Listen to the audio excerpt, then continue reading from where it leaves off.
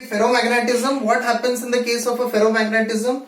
See, there is a presence of unpaired electron, right? So in this case also there is a presence of unpaired electron, this case also there is a presence of unpaired electron, this case also you will say that there is a presence of unpaired, in this case also there is an unpaired, right? So this all should behave like a paramagnetic, right? But they are not behaving like a paramagnetic, right? So we'll talk afterwards, but first let's understand this, right? Only in the case of diamagnetic you will see that there is no unpaired electron, no unpaired electron in the case of diamagnetic. Rest all are containing the unpaired electrons. So unpaired electron is present, and here in this case you will see that it has a very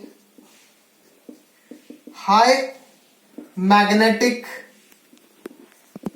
moment, right? It has a very high magnetic moment. Why it has a high magnetic moment? Because it has a strong attraction for magnetic field, right? It has a very strong attraction for the magnetic field. Why? Because it is acting as the permanent magnet, right? Remember, ferromagnets are the permanent magnets. Permanent magnet means what?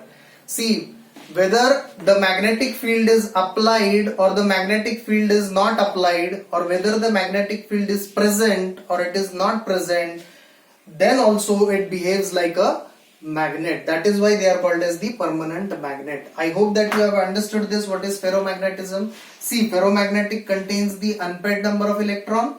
They have a very high magnetic moment, strong attraction for the magnetic field, and they behave like a permanent magnets. Okay, now let's talk about the next one, that is the antiferromagnetism.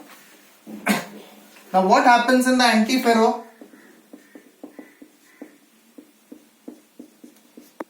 See, in the case of antiferromagnetism, it contains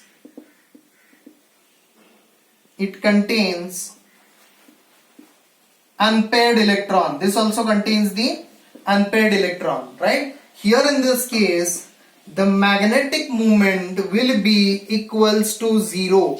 Remember, इसके case में क्या होगा? Magnetic moment will be equals to 0. Why this happens? So this happens. Now let's take an example. Let's say that this is a material, right? In this material, let's say there are atoms, molecules and ions,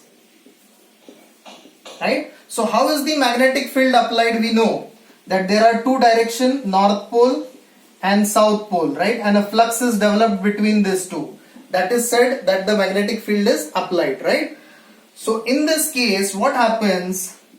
This particular atoms, molecules, they move in a certain directions, right? Here I can show you that they are collectively moving in a certain domains. Let's say collectively they move in a certain domains. They might be moving upward domain, or they may be moving sideward domain, or they may be moving it downward domain, right? So what happens in this case, as soon as if the ferromagnetic material comes in contact with this, right, with this domain, what will happen? It will show a strong attraction and all the particles will move in a same direction. Try to understand. When a ferromagnetic material will come in the contact with this domain, all the particular arrows will move in a same direction. That is showing the magnetic property, very high magnetic property. But what happens when a antiferromagnetic material comes in contact with this particular domain? You will see that one is moving upward, one is moving downward, one is moving upward, one is moving downward. So what is happening in this case, that the one arrow upward, one arrow downward, it is cancelling each other, and due to which it is causing a repulsion. As it is causing a repulsion, one upward, one downward, that means the magnetic moment will be equals to 0, right? I hope that you have understood about the antiferromagnetism. Okay, now what happens to the ferrimagnetism?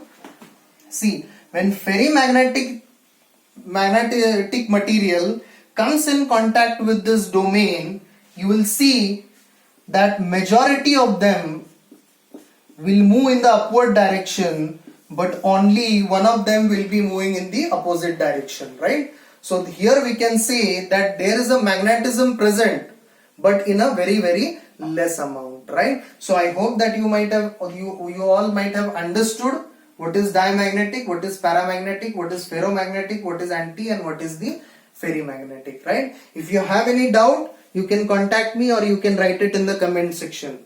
Okay, now let's go towards the last part of the chapter. And after this, we'll be solving the problems. In next period, we'll be solving the problems. Okay, now here, in the covalent or a network solid, we have seen the examples of diamond and graphite, right? So we'll see the distinguish between the diamond and graphite. हमने दो example देखे थे covalent और network solids में, diamond और graphite, right? So we'll see the differentiation points between them, diamond and graphite. So let's see point number 1. Diamond is very hard, graphite is soft. It shows the 3-dimensional diagram. It shows the 2-dimensional structure. Then this is sp3, this is sp2 hybridized. Then strong intermolecular forces of attraction, weak van